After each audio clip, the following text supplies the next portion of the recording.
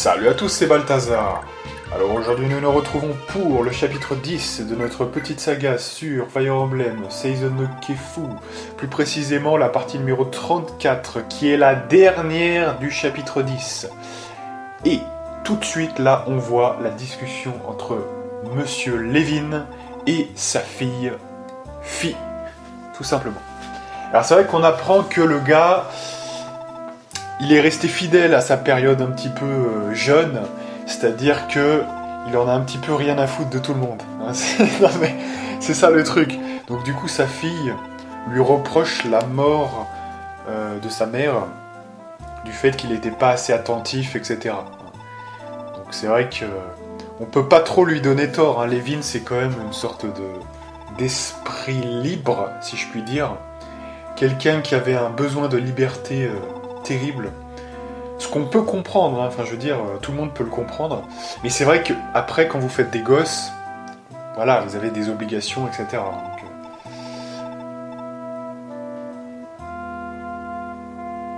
Donc là, évidemment, elle parle de Ced.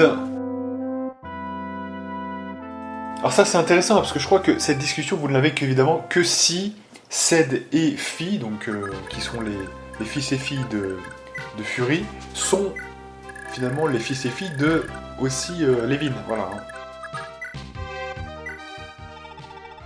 Ce qui veut dire très clairement que c'est vraiment canon.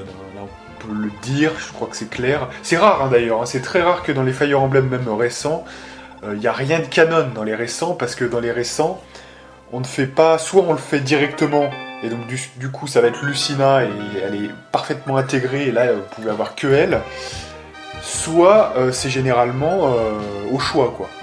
Alors là on voit le bonus de magie de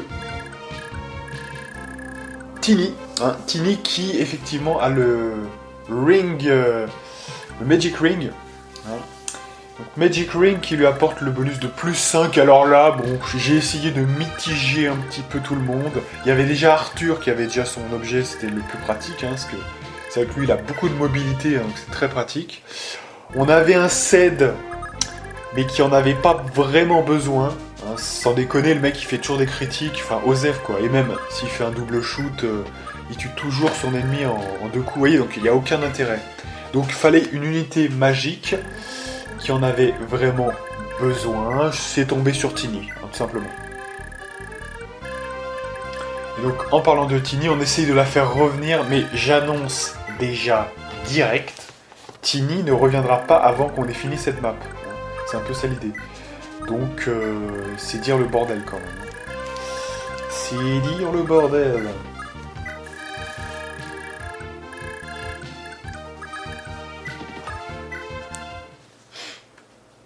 Et donc évidemment on prend, alors ça c'est un petit peu la forteresse qu'on aurait dû prendre la dernière fois on va dire.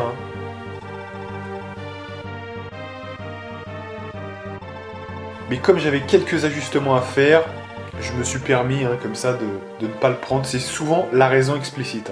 Quand je ne prends pas la forteresse en fin de vidéo et que je fais juste un petit décalage avec les cases, c'est parce que j'ai besoin de faire des choses. Et notamment, là, j'avais besoin de mettre en place Tiny et notamment les deux unités volantes. Alors, sachant que là, il y a Fi, elle a parlé avec Seliph au début, donc là, je dois l'envoyer vers Altena, ce qui est fait maintenant.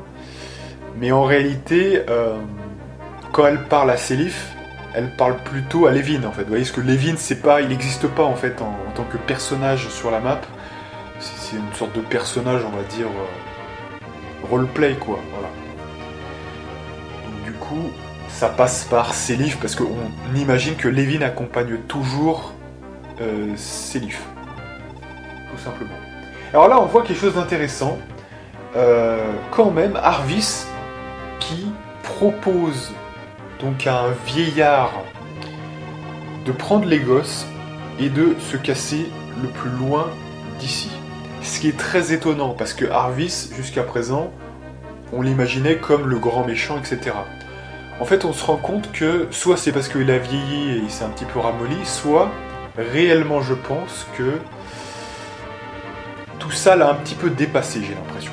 C'est un petit peu ce qui en ressort, et même Même au chapitre 5, ça peut paraître terrible parce que c'est le gars qu'on a le plus envie de tuer, mais en réalité, on pourrait presque avoir une deuxième relecture en se disant le gars a été dépassé par les événements, et effectivement pour prendre la couronne, quelque part, pour faire son empire, il avait besoin de détruire Sigurd. Mais quelque part, il y a peut-être une récupération possible, vous voyez, au niveau de son âme. Vous voyez, il a des petits moments où il va laisser s'échapper les gosses, etc. Et puis son fils le traite comme de la merde, quoi. Donc je pense qu'il est en train de se rendre compte qu'il n'était qu'un pion sur l'échiquier de la secte Loptir, en fait. C'est un peu ça l'idée. Donc voilà, il sait maintenant ce que ça fait, et là on voit que notamment Manfroy prend sa fille Julia et l'emmène avec lui.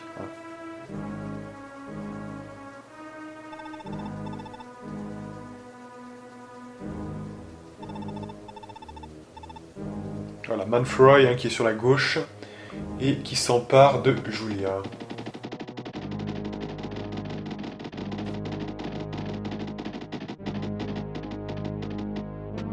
Alors évidemment, parallèlement, il y a eu un putain de déploiement de troupes. Et on a ce groupement de gens avec 5 gosses, plus le vieillard, le révérend. Donc il essaye de faire ce qu'il peut, mais le pauvre, c'est un soigneur, c'est pas un combattant, donc évidemment ça va être difficile pour lui de tenir, surtout qu'il y a des psychopathes qui arrivent, donc il va falloir faire attention. Et heureusement nous on est déjà en position, on va pouvoir s'occuper déjà de ce groupe là, vous voyez. Et alors vous voyez que là on est déjà en position, et donc on va pouvoir s'occuper de ce groupe qui est juste ici, et nous on est déjà au taquet pour les avoir.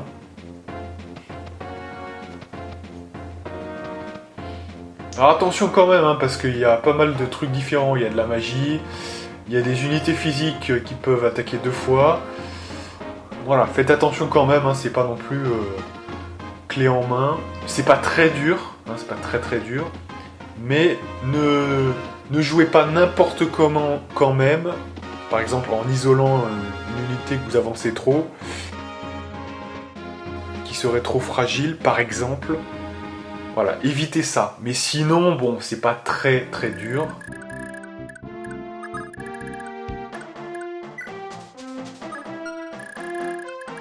Et alors là, on voit qu'il y a les 2 unités volantes que je vais pouvoir déplacer.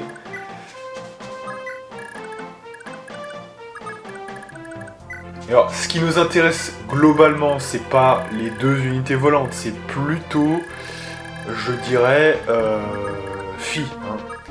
Parce que Fi, elle a une bonne résistance. En plus, on lui a donné un objet qui permet de booster sa résistance. Donc évidemment que, comme il y a un groupe de mages qui approche, l'unité qu'on devrait pouvoir utiliser, c'est plutôt Fi que Altena. Altena, elle est là pour la sécurité. Mais je vous le dis, théoriquement, il n'y a pas besoin d'Altena pour faire le travail. Sauf si vous avez mal entraîné Fi. Vous voyez que vous avez un moins bon résultat que moi. Dans ce cas-là, Altena pourra attaquer. Mais attention, Altena, elle a une résistance qui est assez faible. Donc ça doit plutôt faire office de finisseuse. Vous voyez, il reste 2 mecs, Fi prend l'avant-dernier et Altena le dernier. En cas de problème. Mais ça doit pas être celle qui fait tout le travail, où elle se prend 2, 3 chiches. Non, voilà. Parce que là, ça va commencer à devenir dangereux quand même.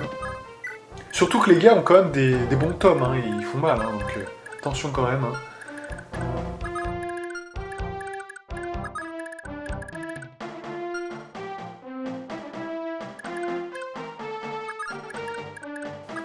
Voilà, donc là, faites attention quand même, essayez de bien jouer, de pas trop exposer personne massivement. Voilà, que vous ayez une ligne, pas trop s'approcher non plus des mages. Essayez quand même que ça qu'il n'y ait pas que 3 mages puissent pas gangbang un seul mec, vous voyez, ça serait pas mal.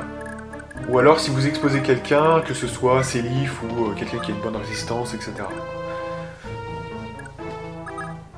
Et mine de rien, c'est quand même... Non mais j'aimerais pas dire, hein, mais c'est quand même la dernière partie du dernier chapitre. Et on va affronter Arvis, mesdames et messieurs. Je vous le dis. Donc c'est quand même effectivement Arvis qui est sur la dernière forteresse. Donc après, une fois qu'on aura terminé ça, qu'est-ce qui restera? Bah tout simplement, vous l'aurez compris, enfin je veux dire, si vous n'avez pas compris, c'est que vous êtes neuneux. Oui, je vous insulte et oui, je vous emmerde. Hein. Non, je rigole évidemment. Mais surtout, voilà, après il reste quoi? Il reste l'épilogue. Et l'épilogue, bah, vous l'aurez compris, ça va être avec Julius. Hein, ça va finir le jeu. Donc là, c'est un petit peu je vais pas dire le semi-boss final, mais c'est quand même Arvis, donc il a une importance énorme dans cette histoire. Mais évidemment que l'épilogue, ça se terminera avec Julius. Hein. Il faudra battre le Seigneur Loptir, hein, parce qu'il l'a intégré. Donc voilà. Donc autant vous dire que là, on est à la fin du jeu. Alors, vraiment, c'est la fin du jeu, là, très clairement. D'ores et déjà.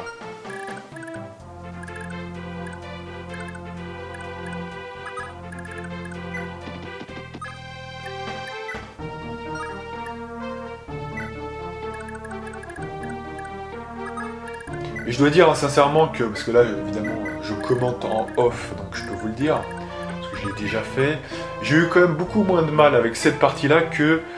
Enfin, du mal. C'est pas que j'avais eu du mal avec la précédente, mais j'ai quand même moins... comment dirais-je? J'étais plus en suspense dans la précédente que dans celle-ci, vous voyez par exemple.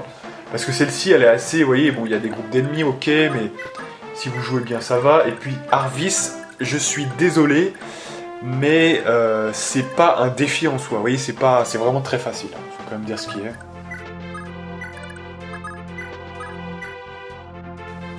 Donc voilà. C'est pas que je veux casser vous voyez, hein, l'approche, comment dirais-je, pour ceux qui regardent, qui se disent, ouais, c'est Arvis, il doit être super fort, et voilà, je vous casse le délire. Non, mais c'est la vérité, c'est-à-dire qu'Arvis, je peux pas dire qu'il m'ait posé un souci terrible. C'est du sûr à 100%, vous ne pouvez pas mourir. Voilà quoi, enfin voilà, je veux dire, il n'y a pas 36 000 choses à faire non plus, voilà. Ce qui peut éventuellement être risqué, c'est voilà, ce petit groupe là, faut faire gaffe, mais sinon...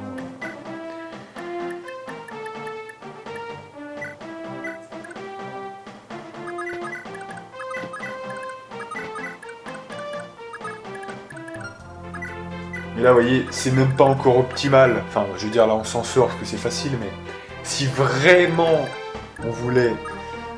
Enfin, on tenait pas, vous voyez, si vraiment on tenait pas, il y a moyen de faire bien mieux que ça. C'est-à-dire que si vous avez vraiment eu pas de chance avec vos montées de stats, ou si vous rushez, ou je ne sais quelle excuse, c'est pas vous qui devez aller au charbon. C'est l'ennemi qui doit venir. Parce que là, du coup, vous profitez ensuite d'un goulot d'étranglement du pont. Et oui, évidemment. Donc si vraiment on veut le jouer sécurisé, il y a moyen. Il y a moyen.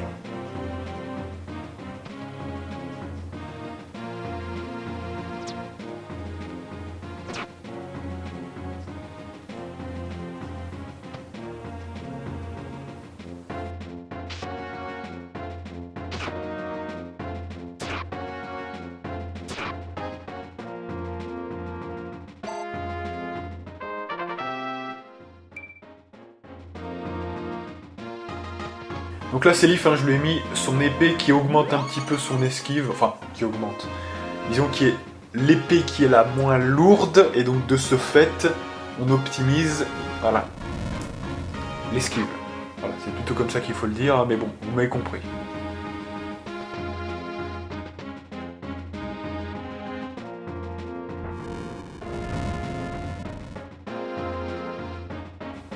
Parce que vous voyez que là, bon... Si tous les pélos touchent, bon, normalement c'est bon, mais quand même, hein, on a un Sélif qui est quand même bien blessé, hein, donc faut faire attention.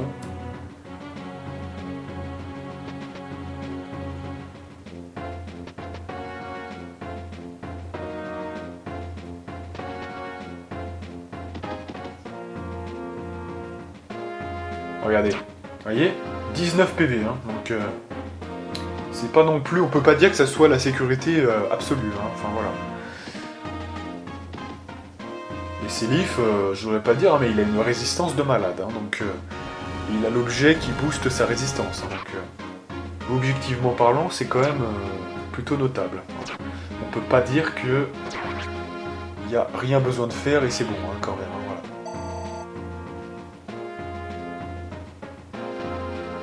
Alors après, on peut choisir d'autres options, hein, Shannon, si vraiment on veut. Par exemple, vous mettez Shannon au bout du pont et vous laissez les mecs venir, et c'est bon. Le seul truc, c'est que ça va mettre un petit peu plus de temps, hein, du coup, mais techniquement parlant, c'est encore plus safe, hein.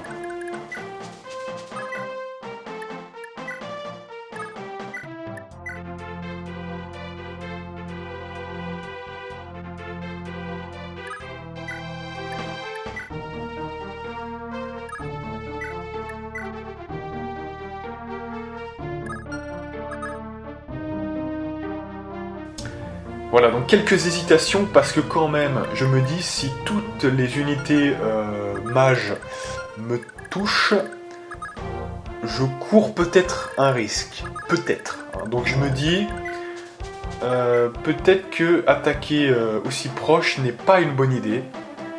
Surtout que je suis en train de penser à ce moment-là que elle a quand même un objet de soin qui peut la restaurer chaque tour. Donc je me dis peut-être qu'on a quand même un peu de marge, vous voyez, avant qu'ils arrivent vers les gosses. Donc je décide en fait de la mettre sur une case, juste ici, voilà, avec évidemment le javelot, pour pouvoir le toucher. Et comme ça, je peux les attaquer au fur et à mesure, vous voyez, c'est un petit peu, il y en a qu'un qui va attaquer, et c'est peut-être pour le mieux. Parce qu'en fait, j'ai pas voulu faire de calcul si les 5 à la fois, s'ils arrivent à me tuer. Donc, par précaution et par fainéantise, j'ai préféré jouer la sécurité, sachant que ça ne change rien. Et vaut mieux être trop prudent que pas assez.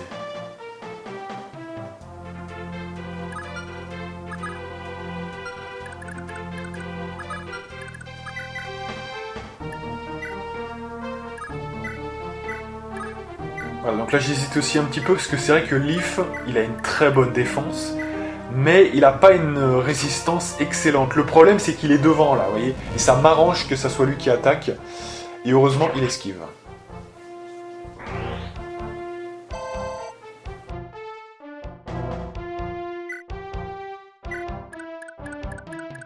Alors là l'objectif, hein, comme on est un petit peu serré, c'est de faire jouer la danseuse. Voilà. Il y a que de prévoir déjà une sorte de carré, ou de losange, hein, je sais pas comment on pourrait dire, pour mettre la danseuse au milieu, voilà. Hein, parce que quand même, vous voyez que dans ce genre de progression, les unités ont du mal à passer, donc il faut vraiment optimiser pour ça.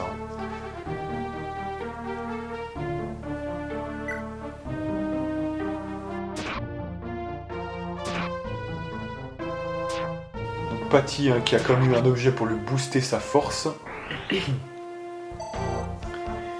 Ce qui est pas de trop hein, quand même, hein, parce qu'on voit qu'elle est assez faiblarde, elle est à 27, plus dégâts de l'arme.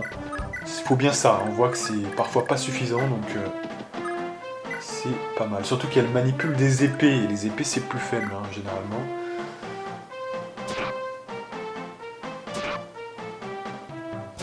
Donc le Delmude qui fait le café. Lui, évidemment, je lui ai mis... Rappelez-vous qu'il n'y a jamais rien qui est dû au hasard. Mais ça, j'avais déjà dû vous le dire, mais je vais le répéter parce que ça me fait plaisir de le répéter. Mais Delmude, il a quoi? Il a une lame en argent. C'est la chose, là, moins précise dans les épées, hein, 60%. Et Delmude, c'est quand même le gars qui est, en gros, le cavalier monté, spécialisé dans les épées. Et cette classe a pour, finalement, principe d'avoir une technique très haute. Voilà. Donc du coup, ça compense un petit peu, etc. Donc voilà, non mais, vous voyez, dans la répartition des épées, etc., même ça, c'est optimisé. Hein. J'ai essayé de faire quand même un truc correct. Voilà, donc, oui, parce que voilà, le lover, Patty, en fait, notre ami Ulster est tombé amoureux de Patty. Patty qui, effectivement, n'avait Dieu que pour Shannon, mais elle s'est finalement rabattue sur quelqu'un de plus accessible, le bien nommé Ulster. Alors là, encore une fois, hein, j'ai rien intuité, hein. C'est eux qui ont fait leur sauce, mais il se trouve que là, on a eu une utilisation avec le cœur de ce soutien. Très utile, hein, quand même. Parce qu'en plus, Ulster, déjà que le mec, il est capable de faire des coups critiques, mais là, ça augmente, hein. Dites-vous que ça augmente les probabilités de faire un coup critique, donc c'est tout bénef.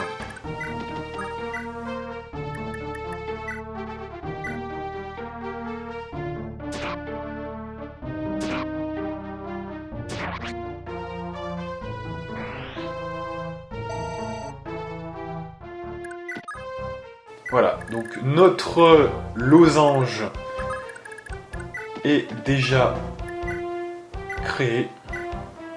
Alors quand même, pensez à soigner, hein, vos unités, parce que il suffit que vous n'arriviez pas à tuer 2 mages, et là vous voyez que Sélif, c'est déjà un risque, hein, donc faites gaffe.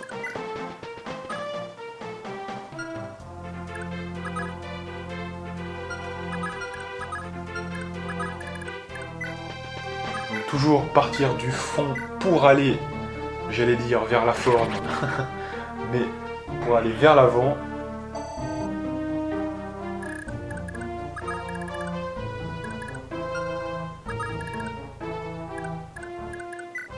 Ouais, là l'objectif c'est vraiment d'en tuer le plus possible. Donc cette technique est vraiment très importante. Même plus que de prendre quelques dégâts si vous attaquez par exemple des mages. Comme ici par exemple.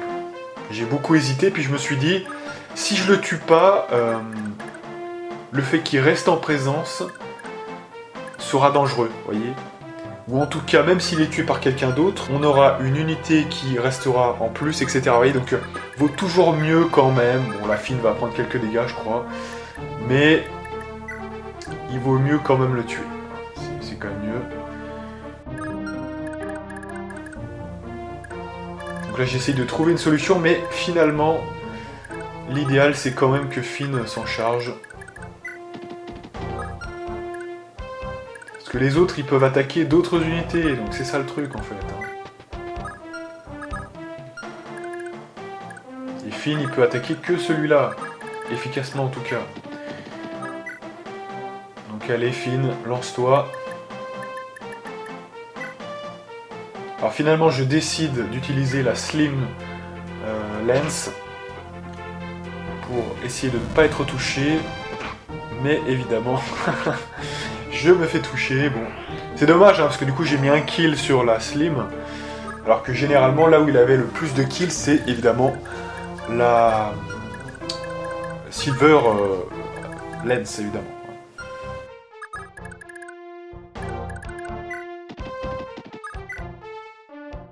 Donc la utilisation de l'Armor Slayer, plus connu sous le nom de cuir acide. Ah vous voyez, hein, quand même, notre ami Wafei, hein, qui est pas en capacité de... Alors j'avoue que ces ennemis-là, ils sont... En plus c'est le capitaine, hein, celui-là, donc ok. Mais bon, hein, les bonnes unités, on aurait fait des chocs à pic quand même, hein, vous voyez, donc bon. Wafei, sur la fin, c'est vrai que c'est un petit peu... Surtout qu'il est limité, parce qu'il est à 24, hein, le gars. Il est à 24. C'est pas un épéiste qui va jusqu'à 27. Il n'y a pas d'arme ultime. Donc rapidement, en plus comme il manipule les épées, c'est pas l'unité la plus puissante à ce niveau-là du jeu Wafei. Maintenant, il faut le jouer intelligemment. Genre, vous avez un général et un cavalier qui a pas beaucoup de défense, on le met sur le cavalier qui a pas beaucoup de défense. Vous voyez par exemple, c'est ça le truc. Donc il y a quand même moyen, il est quand même fort, hein. Attendez, il peut quand même double shoot la plupart des ennemis. C'est juste, voilà, il y a certains ennemis, quand même, il les passera pas. Parce que là où un mec comme Lester, même s'il a 24 de force, je crois bien, peut-être un peu plus, 25 peut-être quand même lui, bah il a un arc héros, donc forcément, ça complète totalement le truc, vous voyez, hein, c'est... bientôt là, Lester, il faut vraiment, Lester, il y a vraiment un intérêt, je vous l'avais déjà dit ça, mais il y a vraiment un intérêt à le faire attaquer que avec le Brave Bow, parce que on veut aller chercher le critique. Hein. Ça nous intéresse beaucoup.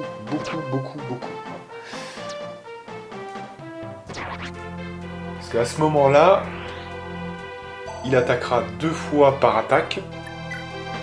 Et en plus, il y aura un potentiel de faire des coups critiques. Donc ça sera tout bénef. Voilà. Allez, donc là, on tue le boss, on l'achève, hein, vraisemblablement.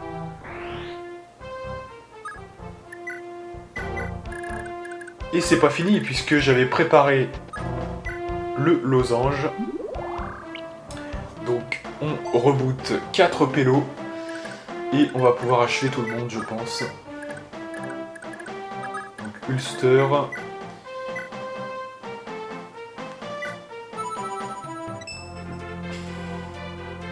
Oh, ça sent le critique. Ouais.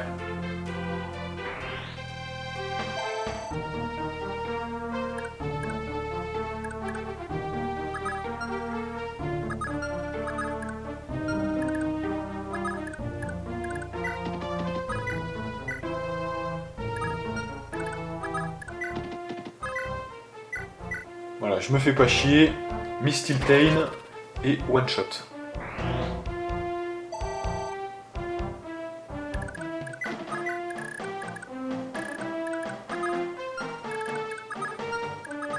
Je vérifie quand même ce qu'ils ont, mais c'est que des soigneurs de toute façon. Aucun souci.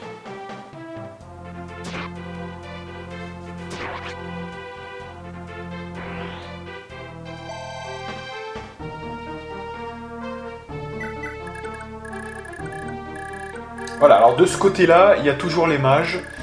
Et devant la forteresse, il y a des mecs, évidemment, avec des tomes de météores. Plus connu sous le nom de quoi? De Bolganon? Non, c'est ça? J'aimerais pas dire de conneries là. Je crois que c'est Bolganon. Sur les Fire Emblem récents en français, je crois que c'est ça. Je crois que c'est Bolganon, il me semble bien.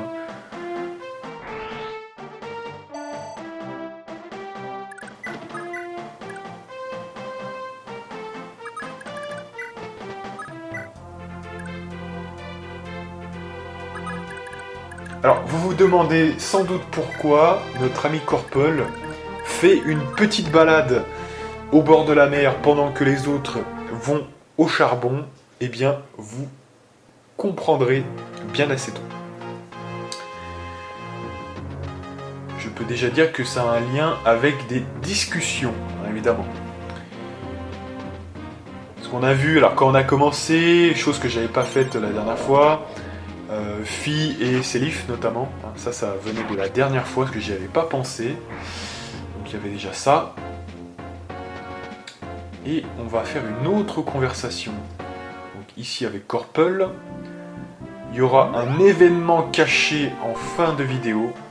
Donc ça, autant vous dire qu'à l'époque, le jeu sort. Vous n'avez pas le Minitel, vous n'avez pas Internet. Il est impossible de deviner cet événement secret. Enfin, mais d'ailleurs, comme tous les événements secrets de ce jeu, hein, Lex au chapitre 1, enfin, vous voyez, enfin, des trucs complètement...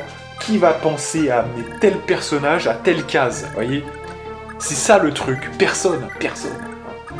Donc, voilà.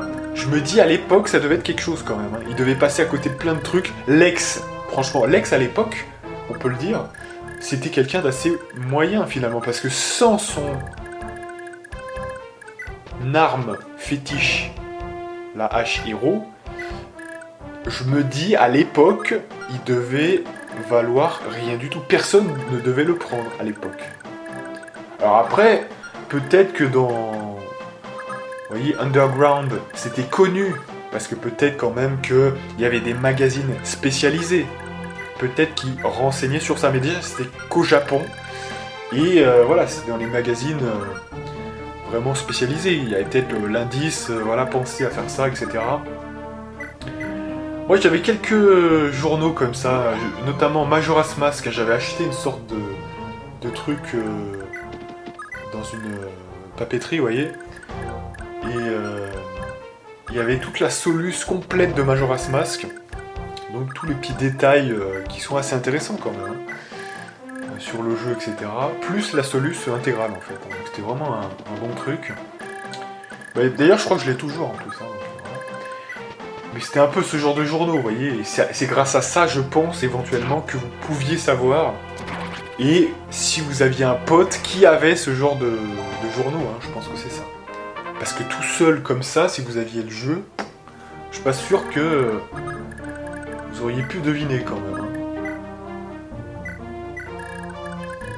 Et ça, maintenant, je peux vous dire, maintenant dans les jeux vidéo récents, ça se fait de moins en moins. Parce que maintenant, c'est là où quand même les choses ont bien changé.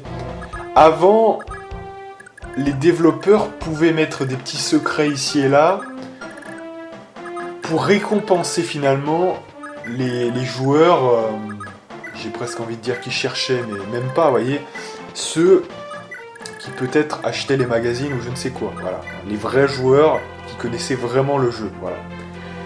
Mais maintenant, ça sonne plus comme un effort pour rien, vous voyez.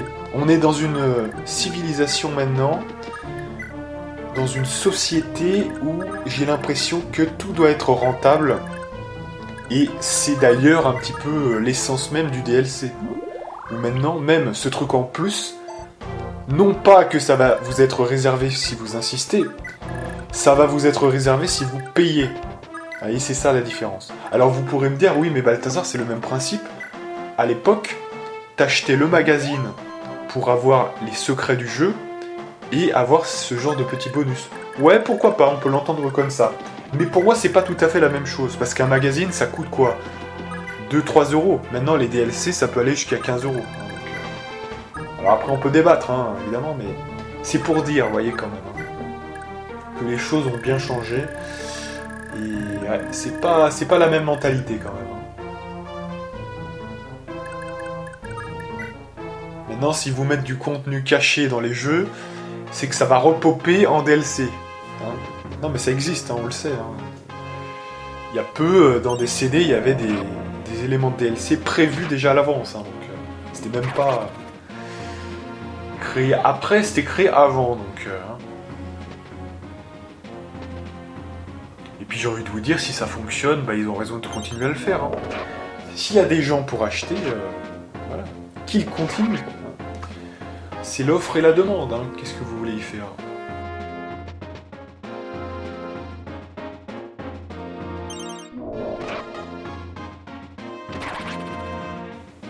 Voilà, donc, fille qui fait un petit ménage. Mais on voit quand même qu'elle se fait blesser, hein, quand même, elle est à moins de 50% de sa vie. On peut dire qu'il faut faire gaffe quand même ici. Vous voyez, par exemple, si j'avais pas mis le plus 5 avec l'objet, donc heureusement je suis prévoyant, donc ça va, mais pour quelqu'un, vous voyez, qui fait le jeu pour la première fois, il envoie Fi. Je suis pas sûr que Fi tienne tous les éléments, hein, sans l'objet, vous voyez. Donc voilà, faites-le au coup par coup, encore que là, elle a bénéficié de la guérison, de la résistance supplémentaire, mais techniquement parlant, dans ce cas-là, elle ne l'aurait pas.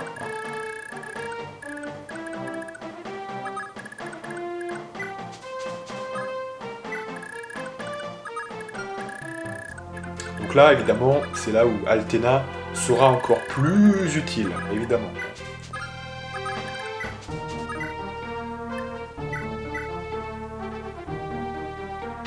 N'hésitez pas aussi, hein, si vous êtes dans la panade, que vous n'avez pas les deux objets, utilisez bien la Brave Sword, la Brave Lance, pardon. Comme ça tue l'ennemi, vous voyez, direct. Hein, vous n'avez pas de contrepartie, et donc c'est pas mal. Comme ça, ensuite, vous tuez l'ennemi, vous repartez en arrière, et vous utilisez Altena au besoin. Comme ça, je dirais que ça devrait passer. Si vraiment ça passe pas, et ben, vous pouvez aussi speeder avec Selif, hein, et toute sa clique. C'est aussi une façon de faire. Maintenant, j'ai jamais essayé cette façon de faire. Hein. Je vous avoue que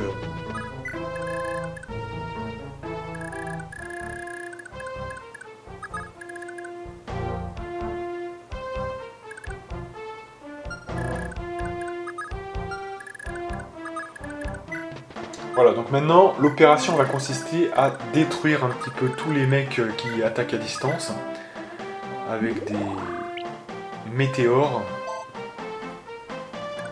Non, remarquez que c'était peut-être pas la Bolganon, hein, c'est peut-être la météorite. Dans Radiant Dawn, c'est peut-être la météorite hein, quand même. Ouais. Non, le Bolganon, c'est peut-être le niveau A, possiblement. Hein, ouais, à mon avis, ça doit être ça.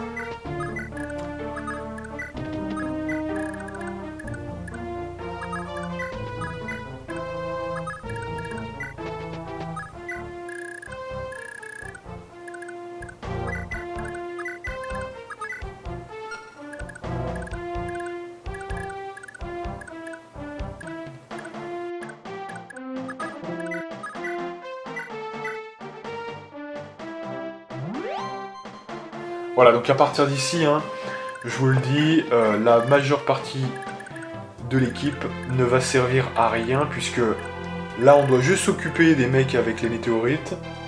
Et ensuite, il y aura un dispositif très simple pour affronter Arvis. Hein,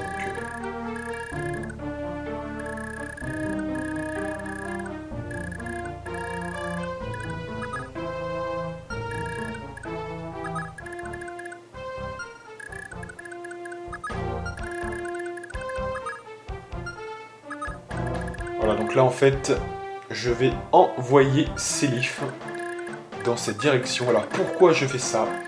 Bah tout simplement parce que si Monsieur Corpel a sa discussion, Sélif lui aussi a sa discussion dans ce chapitre, dans cette partie-là.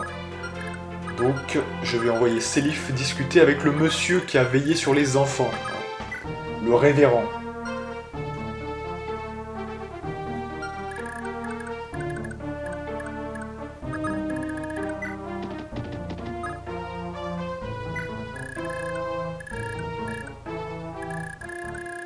Donc là en gros, je vérifiais si Sélif ne prenait pas trop cher avec les météorites.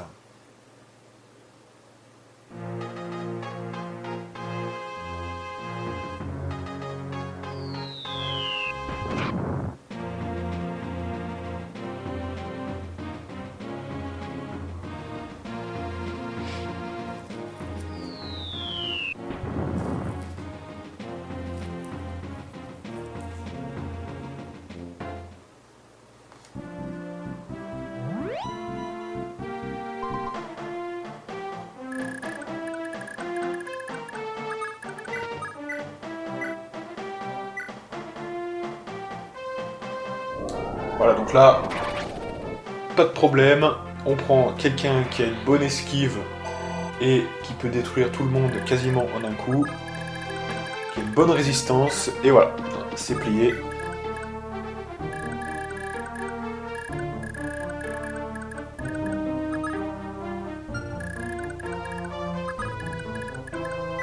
Voilà, donc fille qui va rejoindre un petit peu le groupe de tête, hein, si je puis dire. De tête qui d'ailleurs reste à bonne distance. Et alors là, vous l'aurez compris, Corpel en fait va discuter avec Altena, voilà tout simplement. Et d'ailleurs, on parlait un petit peu du manque de résistance d'Altena. Ça peut être intéressant, vous voyez, là moi je l'ai pas fait au début parce que je savais que Fille ferait le taf. Mais si vous êtes vraiment à la couille près, vous pouvez d'abord faire ça avant d'envoyer Altena direct. Et avant de prendre la forteresse. Quoique non, attendez peut-être, parce que je crois que justement il faut avoir pris la forteresse pour faire ça. Donc c'est un petit peu délicat quand même, hein, je vous dis. Faut vraiment, ou alors faut qu'il soit au bord vous voyez, d'une côte. Vous parlez avec Altena et vous foncez. C'est sans doute possible, hein, quand même. Et sachant quand même qu'elle va mettre au moins 2-3 tours hein, pour arriver sur place. Donc voilà, faut le savoir. Mais bon, 2-3 tours c'est suffisant. Hein. Si par exemple vous avez Fille qui a commencé le travail, je pense que c'est possible, hein, quand même.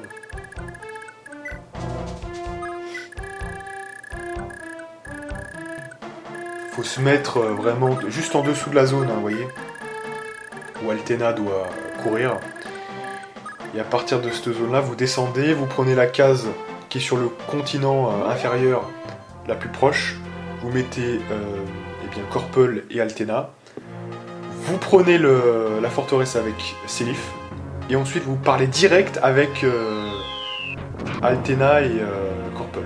Comme ça, dès le tour suivant, elle peut rusher. Voilà. Parce qu'en fait, il faut savoir que la prise de forteresse, c'est bien la prise de forteresse. C'est pas, en fait, le tour d'attente qu'il y a avant que la cinématique, vous voyez, vous donne la suite des événements. Non, mais c'est important parce que on pourrait croire que, du coup, elle doit démarrer après ces événements-là, ce qui est fou. Au moment où ces événements-là seront déclenchés, elle pourra déjà tracer, elle pourra commencer à tracer, vous voyez, c'est ça le truc. Et comme c'est assez, vous voyez, c'est quand même un timing, hein, c'est-à-dire que il faut quand même optimiser. Si vous faites ça, évidemment. Et là, voilà, on parle au révérend. Donc, révérend qui pourrait paraître totalement osef, a priori, sauf que le mec, il porte sur lui la sainte Tyrfing. Alors évidemment, ça nous rappelle des souvenirs, puisqu'on se souvient d'un certain Sigurd qui avait cet objet, que je n'avais pas fait réparer, hein, je crois, il me semble bien. J'avais pris cette décision-là, parce que je savais que quand Seliph la reçoit, à ce moment-là du jeu, elle sera déjà réparée. Il n'y a pas besoin de la réparer, mis à part si vous voulez l'utiliser avec Sigurd, hein, c'est pas ce que j'ai dit. Mais, dans l'absolu, voilà, Seliph reçoit la Tyrfing. Alors, qu'est-ce que c'est que cette arme? Vous avez donc une arme à 30 points de dégâts, qui dispose de miracles, ce qui n'est pas la chose la plus utile, globalement, quand même. C'est un petit peu comme la technique de, comment il s'appelle, de Finn, voilà, qui vous permet un petit peu, si vous voulez, d'être sauvé, enfin, non, c'est pas, ça vous permet pas d'être sauvé, enfin, on peut le dire indirectement, mais ça vous permet d'augmenter votre esquive si vous avez 10 PV ou moins, voilà. C'est ça l'idée générale. Et plus vous avez des PV bas, plus vous avez d'esquives supplémentaires. Voilà, ça c'est le pitch de base. Maintenant, il y a une chose qu'on n'a pas vue sur Tyrfing aussi, au-delà de Miracle, hein, qui n'est pas non plus le truc le plus utile du monde.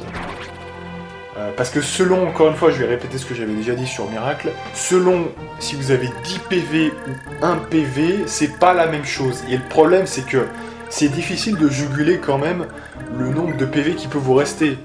Voilà. Donc, bon. Si vous reste 10 PV, moi je vous conseille quand même de vous soigner. S'il reste 1 PV, par contre, là ça peut être intéressant. Maintenant, rester à 1 PV, je suis pas très en confiance, hein, jamais. Donc, je pense que c'est quand même une technique qui est très très peu utile. Voilà. Maintenant, il y a autre chose qui est plus intéressant que ça, c'est les bonus. Hein. Alors, on a des bonus, je crois, en technique, en vitesse, et 20 points, je crois bien, en résistance. Voilà. Donc, c'est une sorte de Mistiltane inversée, si on peut dire. Voilà. Sauf qu'elle a quand même 10 en plus en...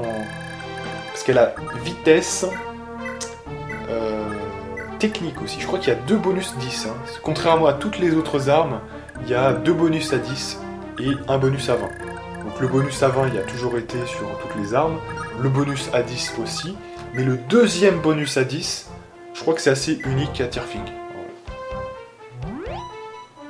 Alors, ne vous inquiétez pas, si vous avez vu 25, c'est normal, hein, puisque ça stack avec l'objet de boost de résistance, hein. Donc du coup ça fait 20, plus le plus 5, donc ça fait 25.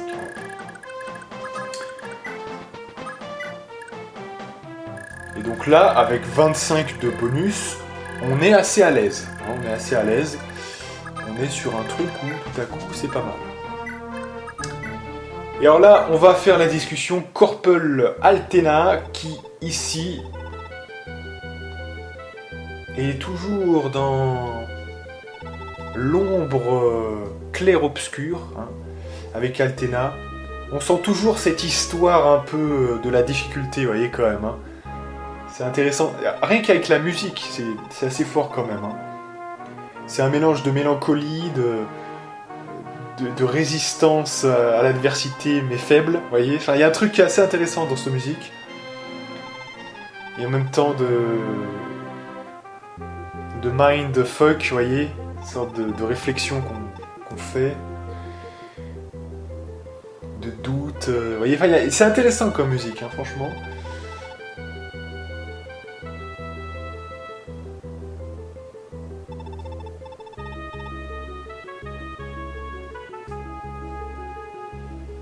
Et alors là, il parle d'un truc assez simple. Corpel, c'est une bonne patte. Ils se connaissent d'ailleurs un petit peu, hein, parce que je pense qu'elle était dans la zone. Hein. Vous savez, Corpel était enfermé dans son château, là, enfin, pas enfermé, mais sous l'autorité, sous la protection plutôt de Hannibal. Donc, ils vivaient dans la même région, hein, voilà. D'où la discussion, et le fait que Corpel veuille protéger Altena. Et du coup, par ce vœu de protection, il va tenter un rituel qui est assez dangereux. Altena, elle est pas très chaude parce qu'elle veut pas qu'il risque sa vie pour elle. Sauf que lui, il le tente et il réussit. Et donc du coup, on obtient plus 5 quand même en résistance. Ce qui n'est pas rien quand même. Hein. Donc c'est pas mal. Et pendant ce temps-là, Ced casse quelques bouches avec cet homme, hein, sans pitié. Le mec est intouchable et il détruit tout le monde. Et on va se rapprocher tranquillement de la zone du boss final de ce chapitre 10. Ouais, je parle de boss final parce que bon, Arvis, c'est Arvis quoi, évidemment. Donc, pour moi, il y a deux, franchement, il y a quasiment, pour moi, il y a deux boss finaux. Arvis et Julius, au même niveau. Il n'y a pas un qui est plus que l'autre. Enfin, je trouve personnellement. C'est à peu près la même sauce, globalement. Donc, voilà.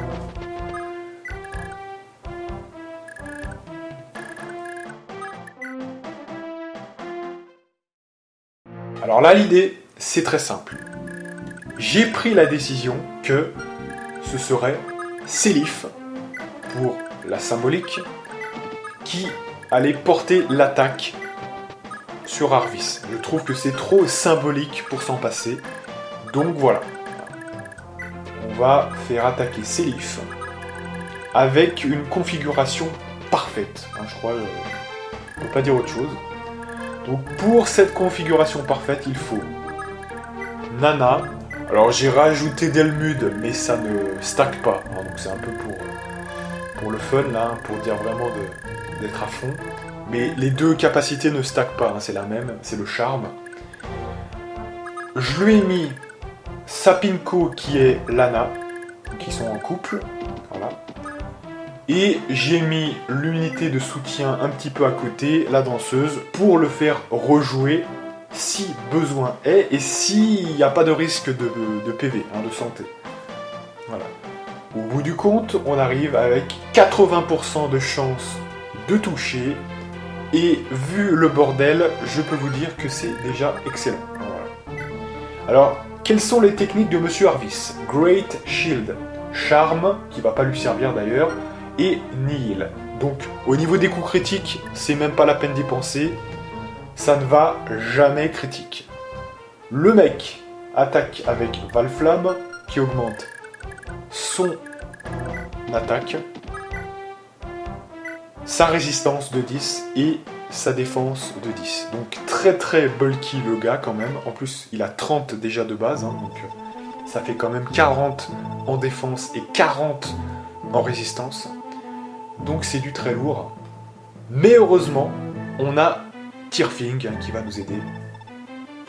Et puis alors, la discussion n'est pas très intéressante parce que quelque part, très rapidement, Arvis, d'ailleurs on se demande même si c'est pas une provocation faite exprès pour en finir, vous voyez, limite, tue-moi quelque part, hein.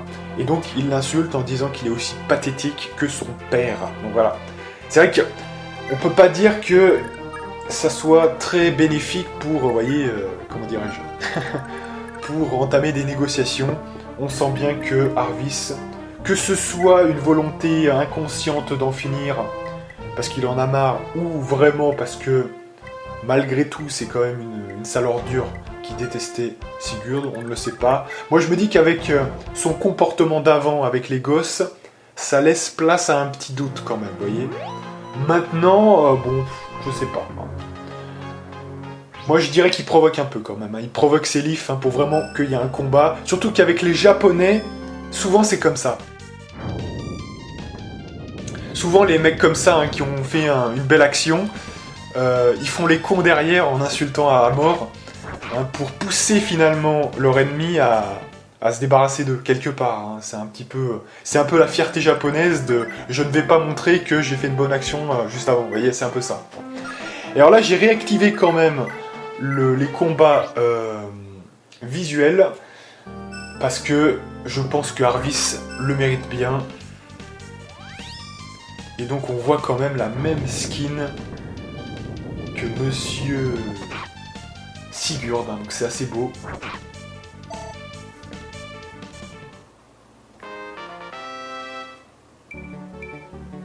Donc ça prend encore des petits niveaux.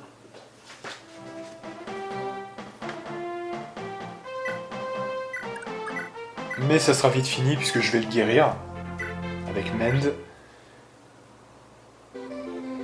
Ce qui va nous permettre de voir que il y a des petites musiques et des petites cinématiques comme ça qu'on peut voir, qu'on n'a jamais vues, parce qu'on les avait désactivées. Mais... Vous voyez, on prend quand même beaucoup de temps, ça prend plus de temps, c'est sûr, évidemment. Faire chaque... Voilà.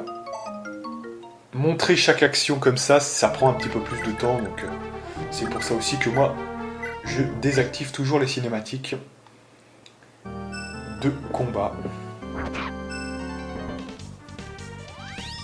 Et donc c'est Sélif qui va se débarrasser assez facilement d'Arvis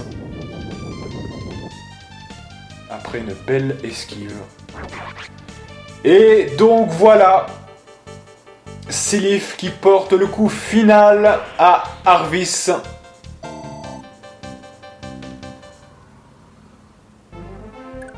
Voilà qui termine très clairement ce chapitre 10. Enfin, pas tout à fait. On va voir qu'il y a peut-être encore un petit bonus. Et là, je vais fermer ma gueule, parce que ça, c'est quand même important. Donc, on va voir ça tout de suite. Alors, sachez quand même qu'il reste les gosses, donc ça, on verra ça après. On va voir qui va prendre les niveaux pour les gosses.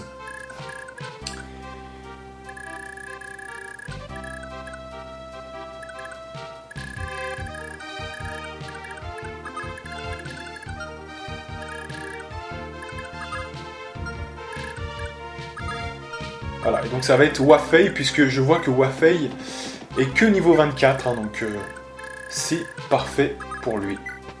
Et Tini qui arrive, alors qu'on a fait tout le boulot.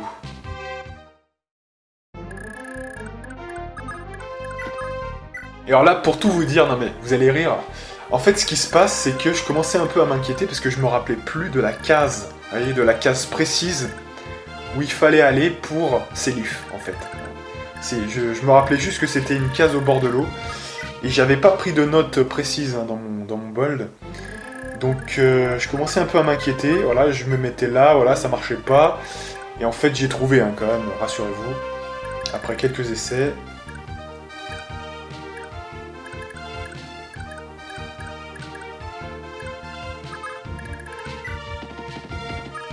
Donc c'est le fameux événement secret, évidemment, dont je parle.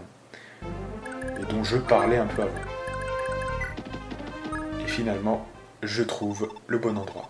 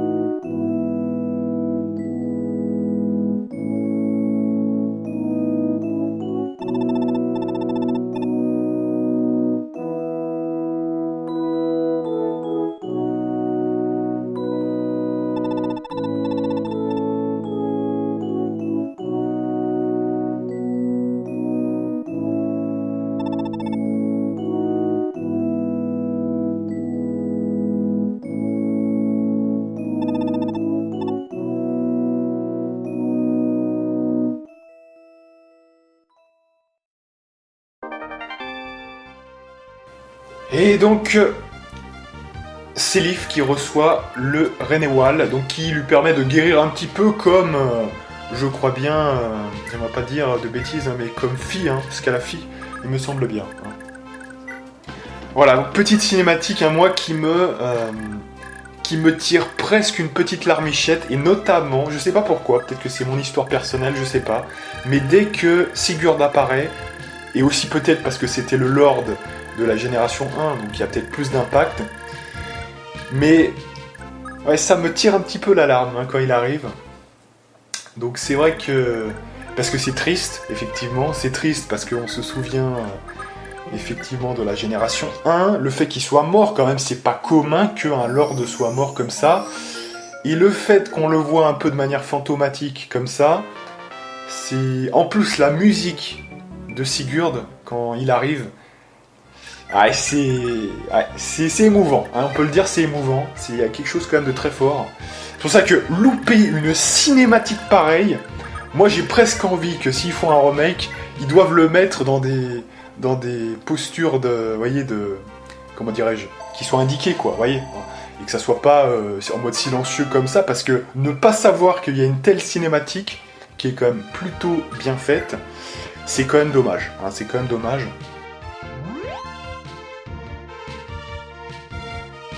Et c'est là où, de toute façon, je pense que s'il y a un remake, il y aura des choses qui vont changer, par exemple, des trucs qui sont pas très pratiques, qui le font pas trop, je pense que des petits détails comme ça qui vont changer peut-être. Les discussions qui vont peut-être être référencées autrement, hein, vous voyez par exemple. C'est tout à fait dans leur corde. En tout cas voilà, hein, c'est Sélif hein, qui revoit sa mère et son père une fois qu'il a vaincu Arvis, hein, donc c'est assez beau. Et quand même, hein, vous voyez que Deirdre, elle pense quand même aussi à Julius et Julia. Hein. Elle garde à l'idée que même si Julius est comme il est, c'est quand même son fils. Donc, vous voyez, elle garde quand même ce côté... je pense quand même à mes enfants, hein, tout simplement.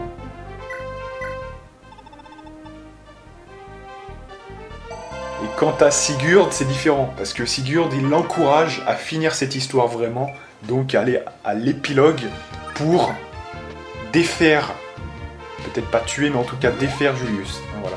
Faire qu'il ne soit plus une menace. Donc là, évidemment, c'est plutôt le côté paternel, hein, évidemment.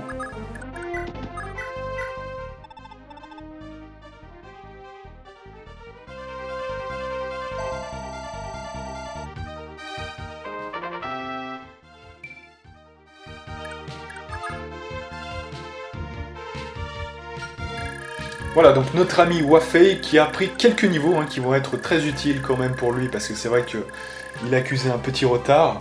C'est vrai que quand vous faites jouer que Ced, Shannan et Ares, bah, les autres, parfois, ils vont prendre un petit peu moins, vous voyez, c'est normal.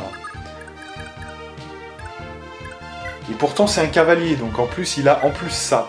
Je pense que ceux qui ont le moins d'XP, c'est peut-être Tiny, vous voyez, ceux qui sont à pied et qui n'ont pas d'arme ultime. C'est quand même, en génération 2, c'est presque un crime hein, d'être comme ça. Hein. Être à pied et sans arme ultime dans la génération 2, c'est un petit peu light, hein, quand même.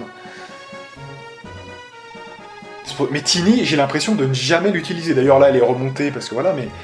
donc ça, c'était un petit peu... voilà, on pouvait rien faire contre ça, mais... Quelque part, j'ai l'impression qu'elle est toujours à la bourre, etc. Pareil, vous prenez même... le Joalva, souvent il est à la traîne, il a du mal à revenir avant que tout le monde soit mort, vous voyez, donc c'est un peu ça aussi, hein, quelque part. Et pourtant il fait... avec sa hache, parce que Lex lui a donné beaucoup de kills sur sa hache, et là il a une hache héros qui est déjà en faculté de faire des critiques. Donc c'est balèze pourtant. Mais voilà, si vous accédez pas aux unités avant que tout le monde soit mort, bah forcément... Enfin voilà pour cette partie 34. Alors j'ai pas commenté hein, la discussion de Sélif et de Levin. En gros, c'est une grosse préparation pour l'acte final de notre petite saga sur Seisen no Kifu. Hein, donc le chapitre final, si je puis dire, on l'a déjà fait. Il reste l'épilogue maintenant, donc qui est l'acte final plutôt, voilà. Et là, bah, je vous donne rendez-vous donc la prochaine fois pour commencer, parce que attendez, hein, c'est quand même pas, c'est pas un petit bout de chapitre, hein, si je puis dire, c'est quand même l'équivalent au moins d'un chapitre hein, entier. Voilà. Et donc, ça promet du beau jeu, du très très beau jeu. Donc, ne loupez surtout pas la prochaine partie qui débutera l'épilogue. Et moi, je vous dis à plus.